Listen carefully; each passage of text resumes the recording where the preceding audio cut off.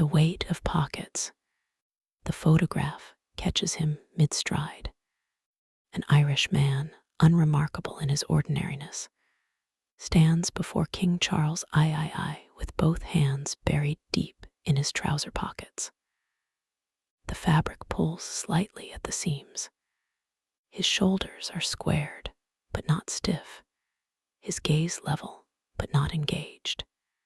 He does not bow. He does not extend his hand. He simply stands there, contained within himself, as if his pockets hold something more precious than courtesy, as if they hold, perhaps, the accumulated weight of 100 years. The internet erupts as it does. Some call it disrespectful. Others call it perfect. But in Ireland, in the pubs and sitting rooms from Cork to Donegal, there is only the quiet nod of recognition. We know what those hands are holding. We know what they refuse to give. To understand the gesture, you must first understand the cold. Cork, January 1921. The kind of cold that makes your teeth ache, that turns your breath to ghosts in the air before you. The city smells of coal smoke and fear, of wet wool, and the metallic tang of blood that has seeped into the cobblestones and will not wash away. The British troops patrol in pairs and clusters, their boots striking the pavement in rhythms meant to intimidate, meant to remind. Their rifles catch what little winter light filters through the clouds. On the corner of Patrick Street, a notice has been posted. The paper is already curling at the edges from the damp, but the words are clear enough. Men found with their hands in their pockets will be shot on sight. Read it again. Let it settle in your chest like a stone in cold water. Men found with their hands in their pockets will be shot on sight. It is not a warning. It is not a suggestion. It is an order issued by an occupying force that understands, perhaps better than we give them credit for, the language of the body. They know that a man with his hands in his pockets cannot quickly draw a weapon. But they also know something else, something deeper, that a man with his hands in his pockets has not assumed the posture of deference. He has not clasped his hands behind his back like a schoolboy awaiting inspection. He has not removed his cap and twisted it nervously between his fingers. He has not made himself smaller, more apologetic, more grateful for the privilege of existing in his own country. A man with his hands in his pockets is comfortable.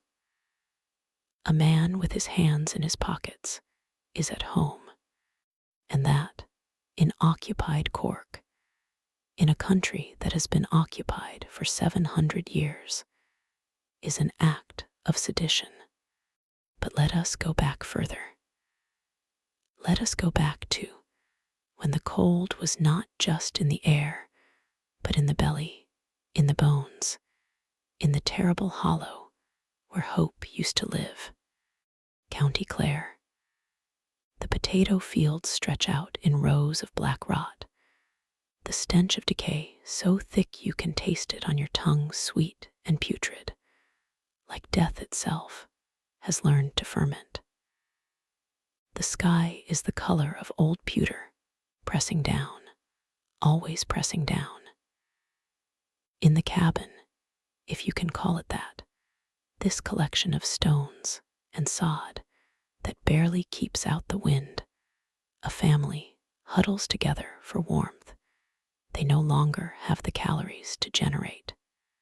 The father's hands are in his pockets, not because he is comfortable, not because he is at home, but because there is nothing else for them to do. The fields are gone. The work is gone. The landlord, an Englishman who has never set foot in Clare, who knows this land only as a line item in his account books, has raised the rent again. The grain that grows in the next field over, golden and abundant, is being loaded onto ships bound for Bristol and Liverpool. Armed guards watch the loading. They have orders to shoot anyone who tries to take it. His children are dying. Not quickly, not mercifully, but slowly, their bodies consuming themselves from the inside out. Their bellies swell with hunger edema. Their hair falls out in clumps. They stop crying because crying takes energy they no longer have. His wife has not spoken in 3 days. She sits by the cold hearth, no peat, no wood, nothing to burn, and stares at nothing. The father's hands are in his pockets, and in his pockets there is nothing. No coin, no food, no future, just the warmth of his own body, which is also leaving him degree by degree. Outside, the ships sail for England, their holds full of Irish grain, Irish cattle, Irish butter. The famine is not a natural disaster. It is a policy decision. It is the invisible hand of the market, which turns out to be quite visible when it is holding a rifle. 1 million dead. 1 million more scattered to the winds to America, to Australia, to anywhere that is not here. And through it all, the British government insists that this is simply economics, simply the natural order of things.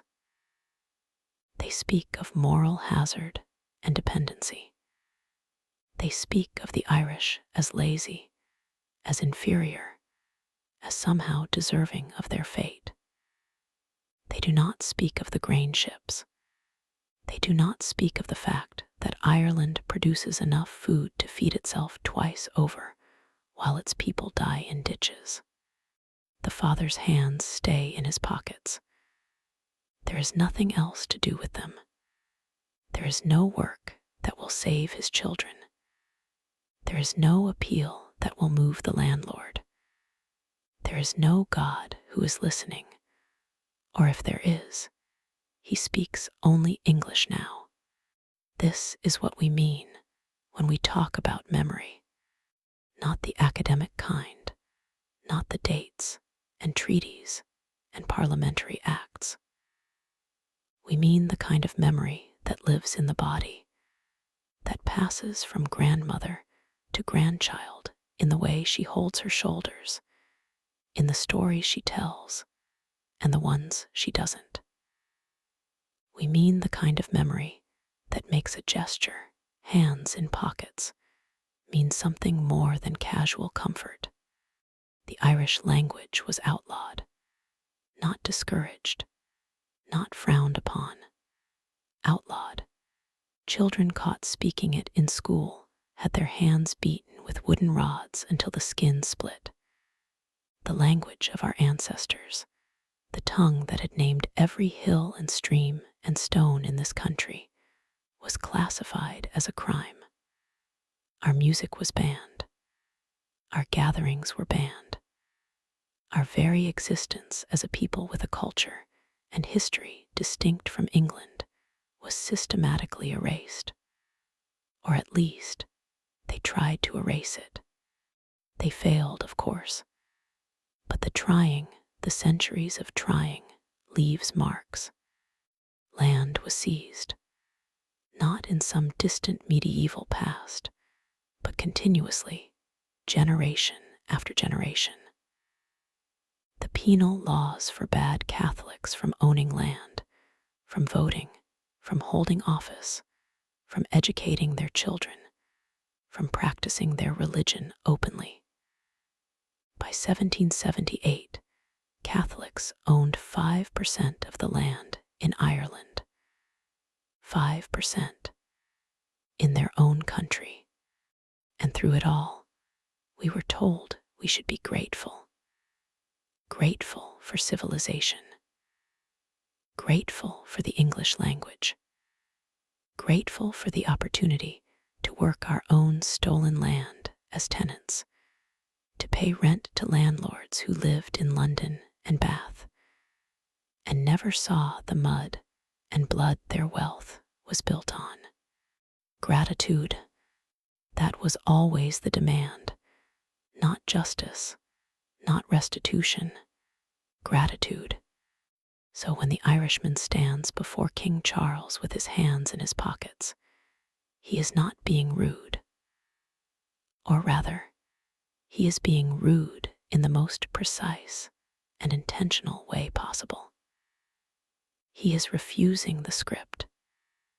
He is declining to perform the role of the grateful subject, the charming Irishman, the entertainer who knows his place. He is saying, without saying, I do not bow to you. I do not recognize your authority. I do not accept the premise that your presence here is an honor I should be grateful for. And he is saying it the way his great-grandfather might have said it in Cork in 1921, when saying it aloud would have meant a bullet. He is saying it the way his great-great-grandfather might have said it in Clare in 1847, when saying it aloud would have meant nothing, because no one was listening anyway, because the ships were already sailing, because the children were already dying. He is saying it with his body, because the body remembers what the mouth is too polite to speak. Present day, Dublin, a royal visit. The streets are lined with people, some waving flags, some holding signs, some simply watching with the complicated expression that is the Irish default when confronted with Britishness. Not quite hostile, not quite friendly, something in between that has no name in English, but probably has one in Irish, if we still spoke it fluently, if it hadn't been beaten out of our grandparents' mouths. The motorcade passes. Inside, behind bulletproof glass, the royals wave.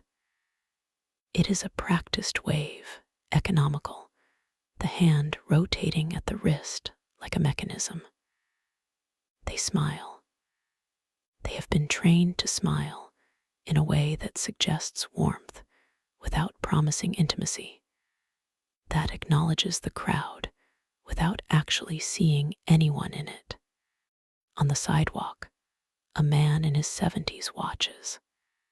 His hands are in his pockets. His son, beside him, has his hands in his pockets. His grandson, barely 20, has his hands in his pockets.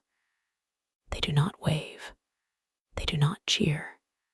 They do not boo. They simply stand there, 3 generations of Irishmen contained within themselves. A tourist American, probably, from the volume of her voice, asks why they're not waving. Don't you want to see them? The old man doesn't turn his head. I can see them fine from here. But don't you want to, participate? Now he does turn, just slightly. His eyes are the color of the Irish sea in winter. We're participating, he says. This is what it looks like. The gesture has been repeated, refined, perfected. Others have done it, Irish men and women, some famous, some not, photographed with hands firmly pocketed in the presence of royalty. Each time, the same outrage from the same quarters. Each time, the same quiet satisfaction from those who understand. Because here is what they don't teach in British schools. Respect, in Ireland, is not given automatically to titles and bloodlines. Respect is earned. Respect is reciprocal. You cannot demand it at gunpoint for 700 years and then expect it to materialize because you've put on a nice suit and learned to smile for cameras. The British monarchy is not a neutral institution. It is not a harmless bit of pageantry, a tourist attraction, a living museum. It is the symbolic head of an empire that starved us, that outlawed our language, that stole our land, that shot our grandfathers for the crime of walking with their hands in their pockets. The empire is supposedly gone now, dissolved into the mists of history and the Commonwealth.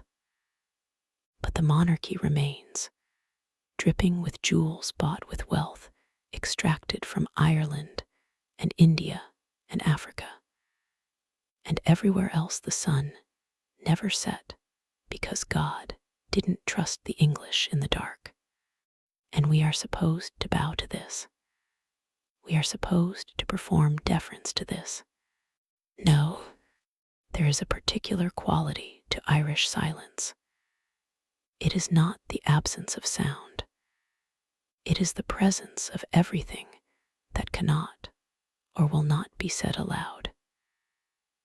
It is the silence of the man in Cork in 1921, walking past the British patrol with his hands in his pockets, knowing that this small act of normalcy might be his last.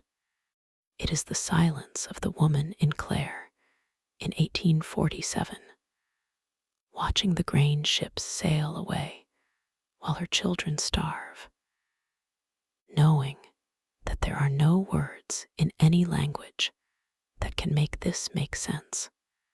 It is the silence of the survivor, the witness, the one who remembers. And it is loud. God, it is loud. It fills rooms. It stops conversations. It makes people uncomfortable in ways they can't quite articulate, because silence is supposed to be empty, and this silence is full of history, full of grief, full of rage that has been banked like a fire, not extinguished, but carefully tended, waiting. When an Irish man stands with his hands in his pockets, he is not silent because he has nothing to say. He is silent because he has said everything that needs saying, and he has said it in the language that matters most. The language of the body, the language of refusal, the language of dignity that cannot be taken away, no matter how hard you try. Let us be clear about something. This is not about hating British people. Most Irish people don't. We work with them, marry them, drink with them, laugh with them. We share a language, more or less. We share a border, for better or worse. We share history, though we remember it very differently. This is about refusing to pretend that history doesn't matter. This is about refusing to perform amnesia for the comfort of others. This is about insisting that some things cannot be smoothed over with a smile and a handshake, that some wounds are too deep for that some debts are still outstanding. The British government has never formally apologized for the famine. They have never apologized for the centuries of occupation, for the language laws, for the land seizures, for the casual brutality that was simply policy, simply the way things were done.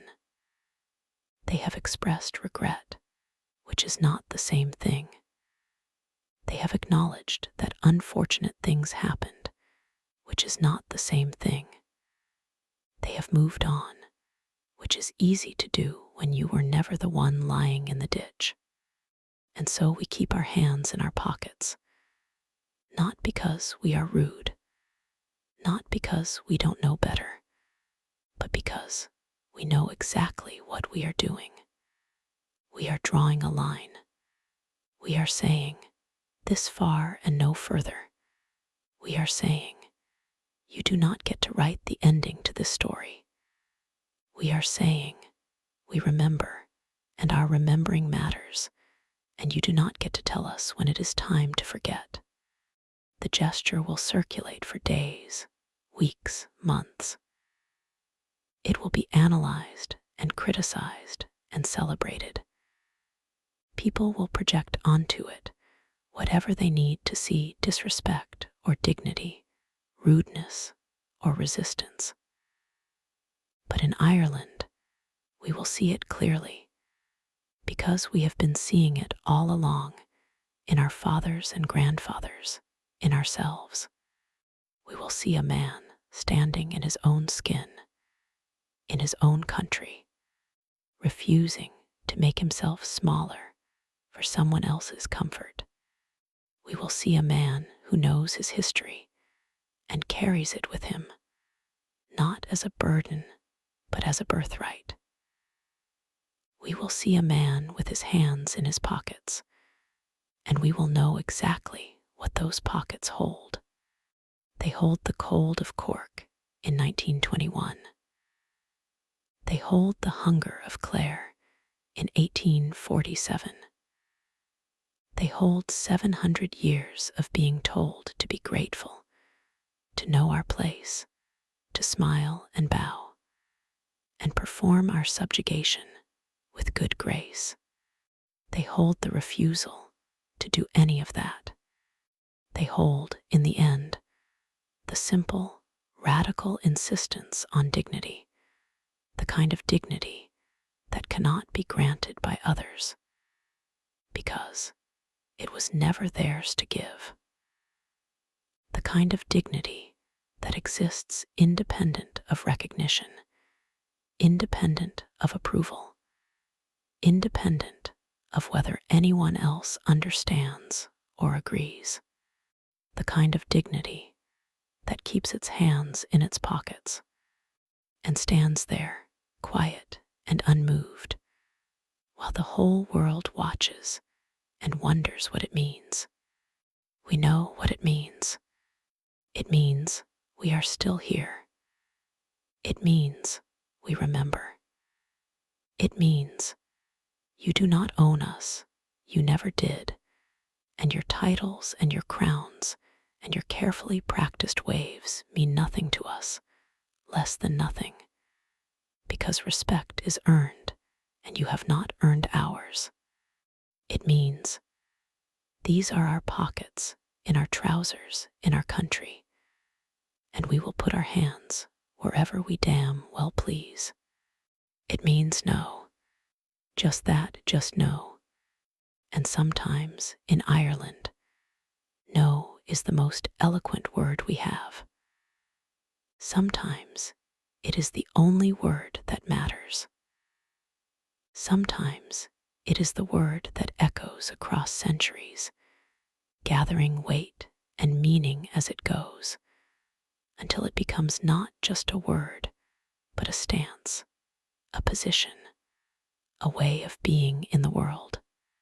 Sometimes it is the word we speak with our bodies, when our mouths are too full of history to speak at all.